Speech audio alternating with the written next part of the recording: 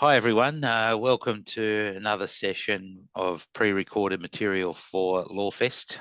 This time today on the topical legal issue of Commonwealth law reform and particularly legislative changes to the Fair Work Act, the so-called Fair Work Act closing loopholes legislation. In two parts actually. The topical legal issue only refers to Part 1 2023 legislative changes, but we also plan to talk about those the second tranche in 2024. I'm joined today by Mark Rinaldi, who's a barrister specialising in employment law at the Bar of Victoria and also of Tasmania. Mark has spent his time between Melbourne and Hobart. And really pleased to have Mark because he and another colleague, Lucy Lyne, also the Victorian Bar, teach employment law for us at UTAS. They usually do that in a summer school every second year. They taught it in 2024, in fact, in February. So really pleased that you're able to join with me, Mark, to talk through some of this legislation. Thanks very much for making the time to do that. Thank you, Tim. My pleasure. Great. We're going to start off today by I'm going to start by asking you, Mark, just to give us a little bit of a overview of how the Fair Work Act fits into the overall regulation of employment law in Australia. Do you mind providing that sort of context before we start moving into the changes? Certainly. In fact, I might bore the students with something that I bore the university students with, which is my sort of picture of the regulation of the employment relationship. So remembering that employment is a relationship between an employer and an employee. Of course, there are other types of workers who are not employees. They're usually called independent contractors. That's one of the topical matters that this legislation part addresses. But I funnily enough, I use a geology analogy. It's a little bit like strata of sedimentary rock, if anyone studied geology at school, and I did a long time ago. So you've got the common law. It's a contract. Employment law is a contractual relationship. So that's the base bedrock. And on top of that, you then have statutory law, which the Fair Work Act is part of. And then on top of that, you have the creatures of statutory law, such as awards and enterprise agreements, which are under the Fair Work Act. Now, in this country, of course, we've got a federal system. We've got different constitutional powers, some that were specifically given to the federal or Commonwealth government under Section 51 of the Constitution. The rest is state powers. There have been state industrial systems. There still are state industrial systems in other states other than Victoria.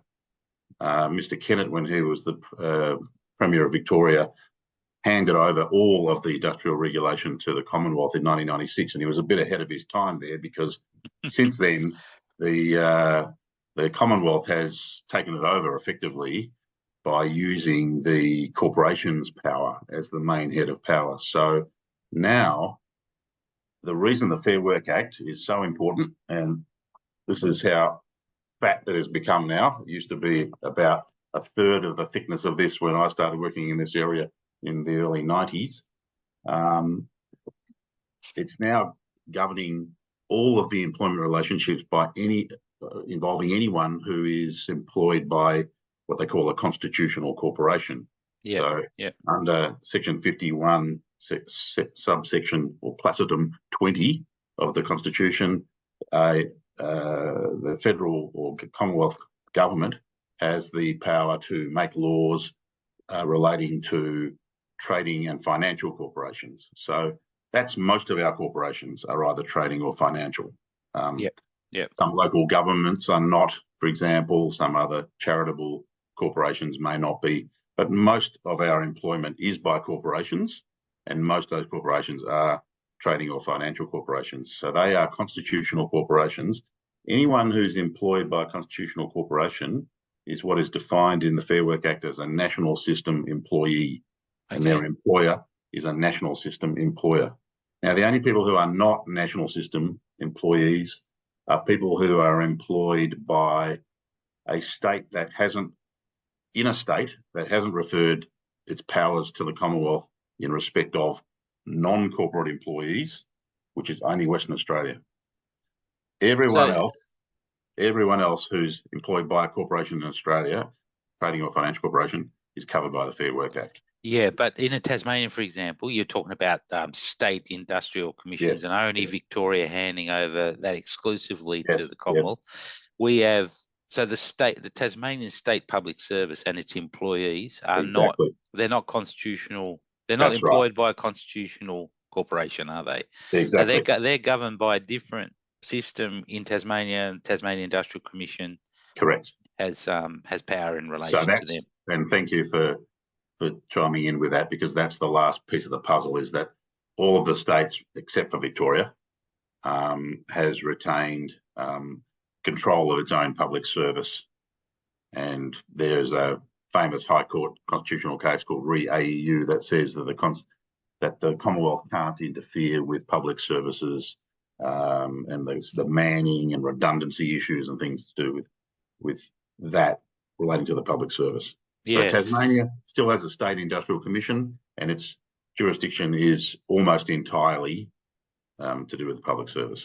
Thanks, Mark. And that's important. I mean, that's relevant in Tassie at the moment, isn't it? Because there've been there's a process under the State Public Service Act that allows an employee to be terminated, but it's sort of quite challenging to give effect to it. And it's come up in the review that's just been done into Tas Police and the whole circumstances around its former inspector Paul Reynolds, and why or how it was that he was allowed to engage in sexual abuse of young children while being employed as a Tasmanian police officer, and the powers of the Integrity Commission and the Industrial Commission. And yeah, I mean, it's good to be able to put that in some sort of context nationally, I reckon, in relation to employment law matters. Yeah, and those, I mean, police are a bit different again, because there's a whole debate about whether they are officers rather than employees. Yeah, okay, yeah. But yeah, for most people employed in this country, including people employed by non-corporations, such as a mum and dad who employ as a partnership at the local milk bar or delicatessen, yeah, they will be covered by the Fair Work Act, because the states have referred their powers to the Commonwealth, apart from WA. In WA, only those employed by constitutional corporations are covered by the Fair Work Act. So the WA State Commission has much larger jurisdiction than other states. Yeah, yeah. Okay, good. And not just geographic, not just larger in geographic terms, but also in subject matter terms. That's right. But that's why the Fair Work Act is so important. It's our most important piece of legislation governing employment law, remembering that underneath it is still the common law of contract. Yeah, yeah. No, very good. I mean, that's a great overview and summary. Thanks very much. I don't reckon they're bored by the geological analogy. I'm sure it helps explain it. It helps me to think about it, so I hope it helps. Yeah, good. So, Mark, let's talk about the process of legislative reform generally, and I mean, especially in the Commonwealth sort of context, you've got this interplay between the legislature as the so-called sovereign, representative of the people, and the courts. The executive that implements the legislation, but the courts that actually interpret and apply it, and the importance of an independent judiciary. So, yeah, do you want to just make a few observations about how that all works in relation to employment law? Definitely. And, I think it's a really good reminder that we have three arms of government in our, I suppose, Westminster system, as we still call it. So we've got the legislature, which ultimately is sovereign because it's elected by the people, and what it says is the law that the courts have to interpret. We've got the executive, who are implementing it with the assistance of the public service. That's the government, as opposed to the parliament. And we've got courts, who are the third arm of government, who are the judiciary, who sit independently and quite removed from the hurly-burly, I suppose, of politics, theoretically at least, who really are there to interpret the legislation so that you put into practice what it means and apply it to facts that come before the courts in disputes, in court cases. But also the secondary role, I suppose, of particularly in the federal sphere, is to rule on the constitutionality Yeah. So sometimes if it's invalid because it's unconstitutional, that is beyond the power that, let's talk about 5120, the corporation's power, if they somehow went beyond the corporation's power, which has been interpreted very broadly, as we'll remember from constitutional law, the engineers case in 1920 onwards. For sure, yeah.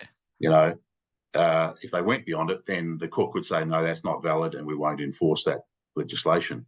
So it'll be struck down. Now, there are a lot of the big High Court cases over constitutional cases over decades have been employment or industrial law cases.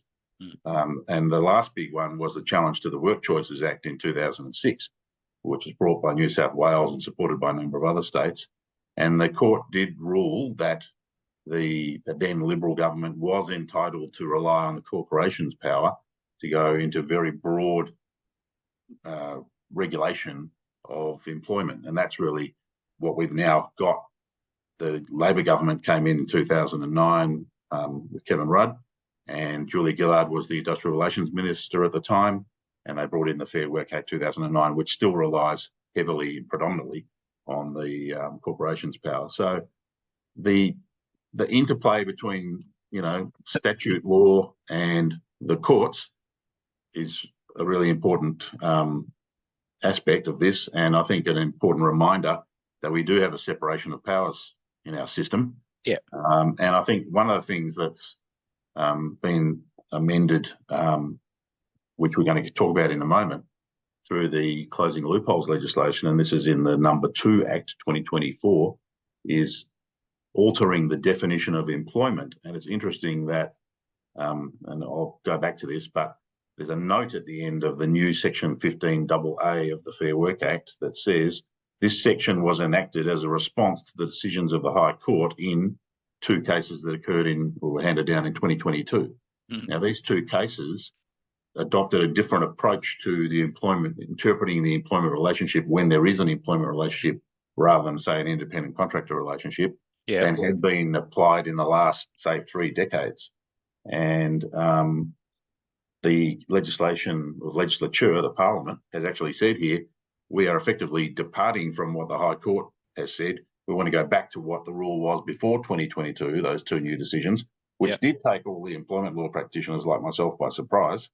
They've gone back to the traditional way that we've been brought up with since the 80s of interpreting what is employment, which actually involves looking at what the parties actually do, not just what they wrote in their contract. Whereas the High Court in 2022 said, we want to concentrate on the contract only. And the legislature has said, no, we're going to go back to the old way. That means that the next time one of those cases comes before the High Court, where there's a challenge to whether somebody's an employee or an independent contractor, they'll have to apply this law because that's in the legislation, even though they may not agree with it themselves. Yeah.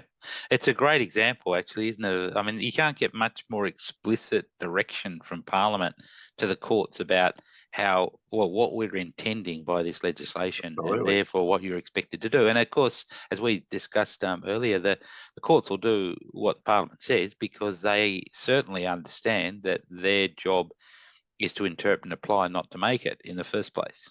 And you know, in my own area of interest, expertise, international law, the High Court's consistently said if the Parliament chooses to enact legislation inconsistent with Australia's international legal obligations, well, Parliament's sovereign and they can do that. We might not agree with it, but they can do that. And our job is to interpret and apply that. So, you know, they understand that, don't they? Those 7 judges. My limited understanding of international law, the international law only has effect if it's domestically enacted. Correct. In Australia. Yeah. So, certainly.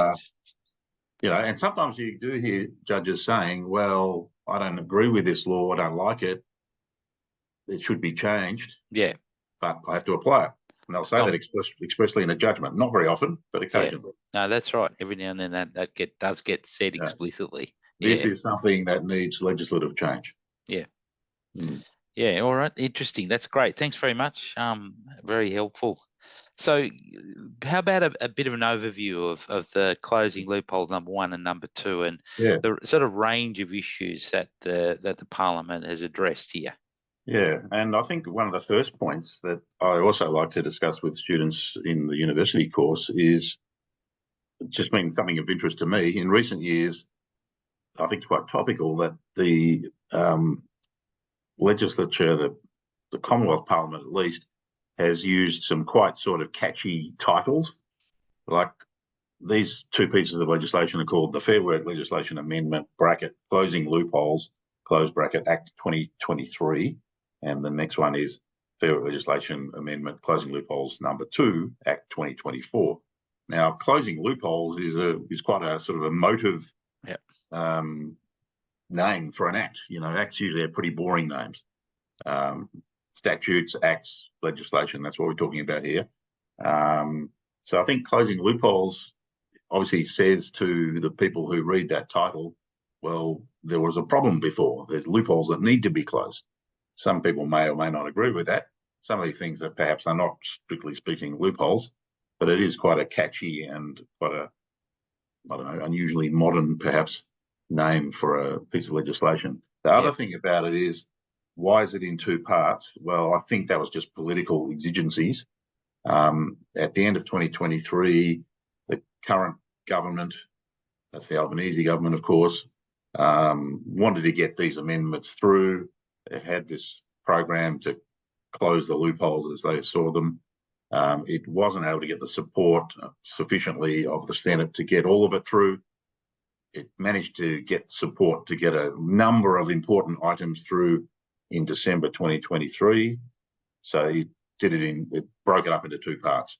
Passed one act, which is the first Closing Loopholes Act 2023, that was assented to in December, 14 December 2023. And the second act actually has more in it than the first act, but because that hadn't been agreed to by the Senate, was put off and then went through in 2024 and got royal assent on the 26th of February 2024. So there are two different acts, but they're really part of the same legislative program to make these changes. But because of not being able to get the support of the Senate for all of them, they were done in two parts. What do they cover? There's a number of good resources for the students. I'm sure they're aware of them already. The Fair Work Ombudsman website and the Australian Government Department of Employment and Workplace Relations, and also the Fair Work Commission has a lot of material on this. And what are the contents of the two pieces of legislation, and a good summary of, or good summaries of what they provide for. The best one, I think, of all is the Fair Work Ombudsman has a thing on its website, which you probably can't see there very well at all, but it's a timeline of changes. I could share my screen actually, Mark. And, that's a good idea. And show the students that way, because it'll be a bit useful summary. Yeah, it'll be a bit clearer if I. At the moment, you're looking at a sheet of paper that doesn't look like me. Yeah. So can you see that, Mark? Yeah, that's great. So that's the first page. That's the timeline of the changes. And it might be useful to have this and go back to it from time to time. Yeah, well, I could. It's a snapshot, with a sort of brief summary, isn't it, of each of the changes? And it's really quite a good summary. Yeah. So I would recommend that to the students. Well, I think what I can do when this video is uploaded onto the LawFest website, I can put a link to this two-pager. It's a good idea. Yeah.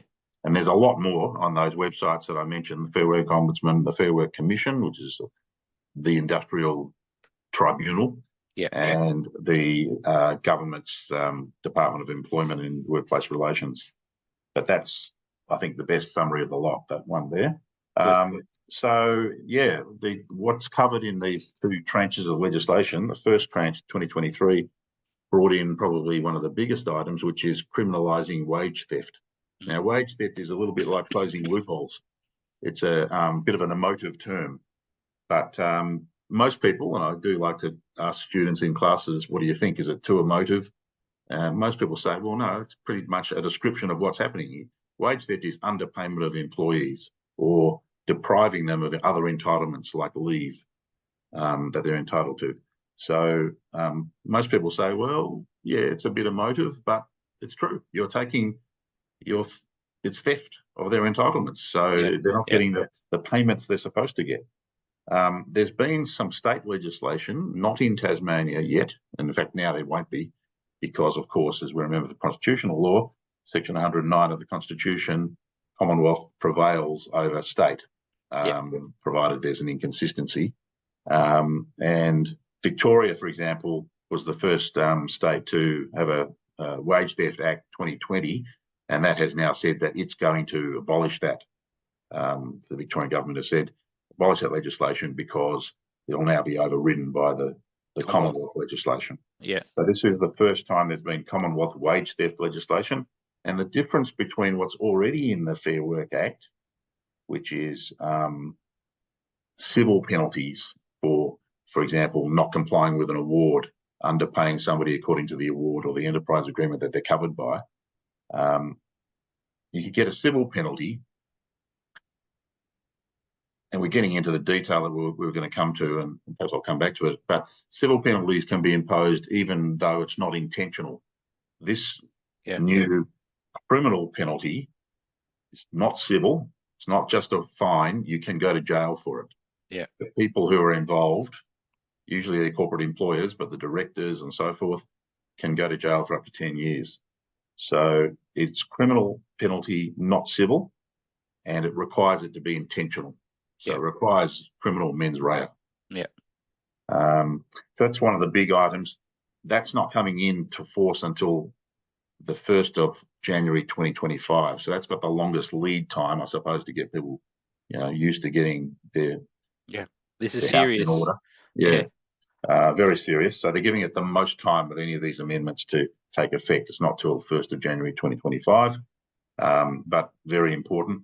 The other things that the 2023 Act did, they brought in some labour hire arrangement orders that can be made to ensure that people who are engaged by labour hire companies, who are companies that have people on their books that they then give to or provide to end users, often mining companies or cleaning companies who use what might be otherwise thought of as contractors, they've got to be paid the same as if they were directly employed by those end users and paid in accordance with the correct award rates and so forth.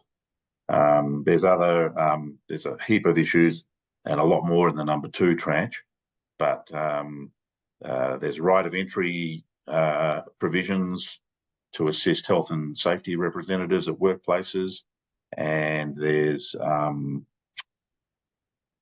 stronger protections about discrimination, adverse action and harassment. And importantly, there's for the first time, a federal industrial manslaughter offence that's brought in as part of health and safety reforms. Yep. Then the second tranche, number 2, which is bigger again, went through in February, or got royal assent in February 2024.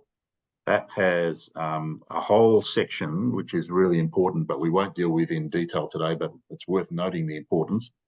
It's a new Chapter 3, capital A of the Fair Work Act, which regulates gig workers. So all of your Uber drivers, and there's been a lot of debate in recent years, are they employees or are they independent contractors?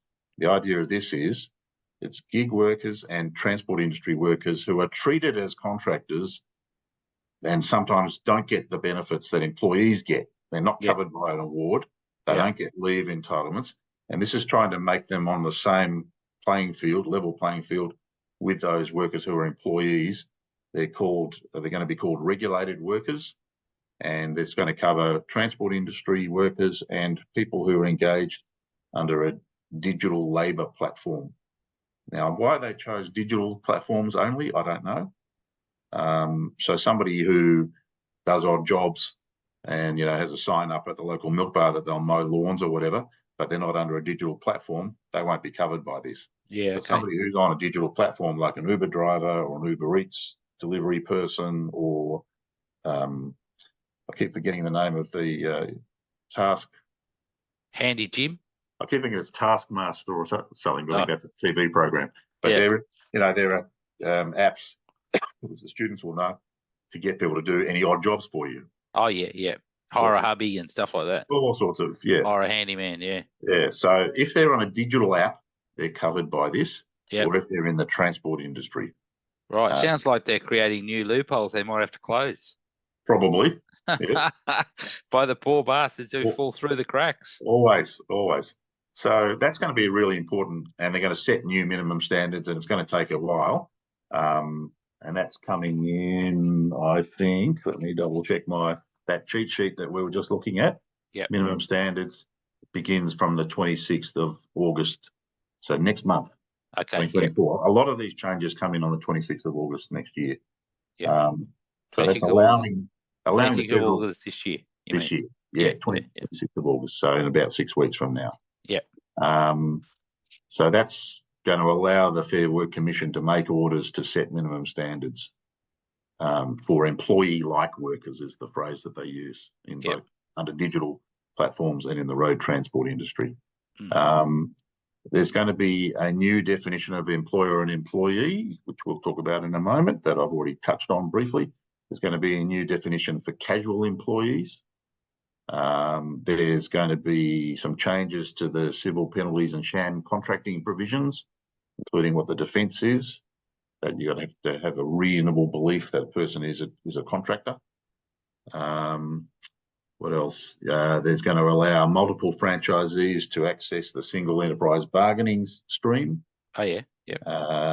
They're going to strengthen right of entry to investigate underpayments. So that kind of goes hand in hand with the wage theft amendments.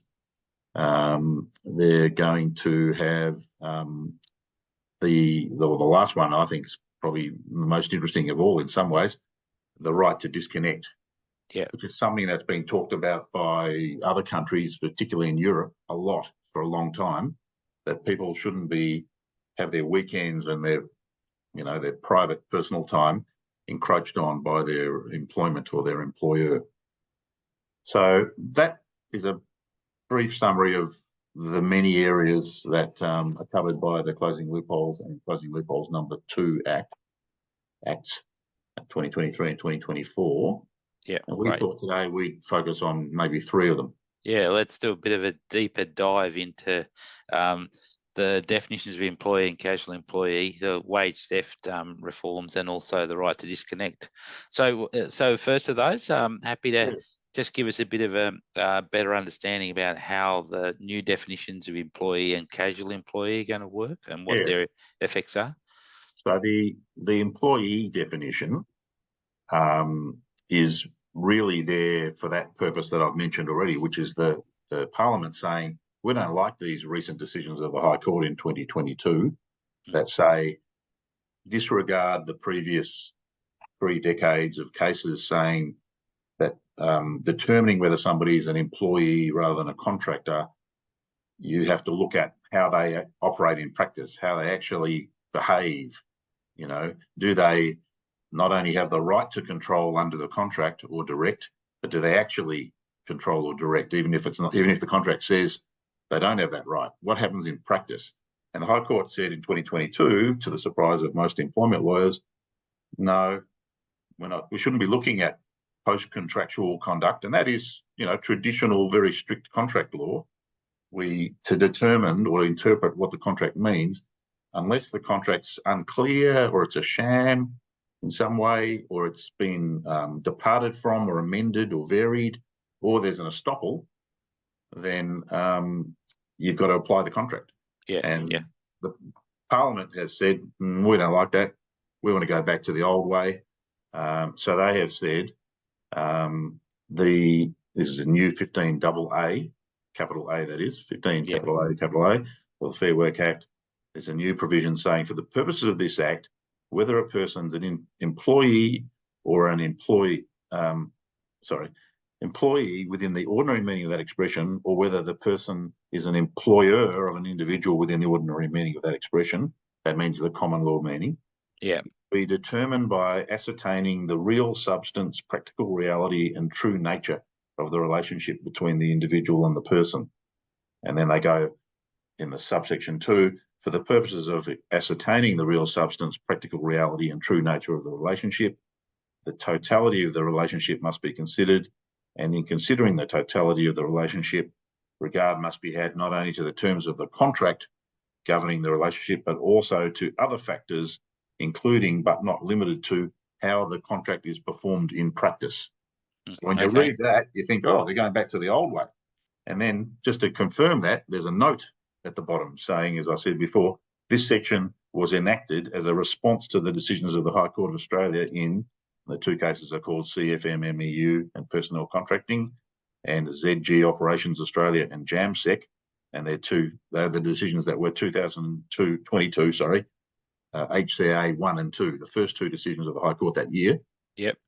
Knocked a few employment lawyers off their socks. And got the government agitated as a consequence. Yeah, they did.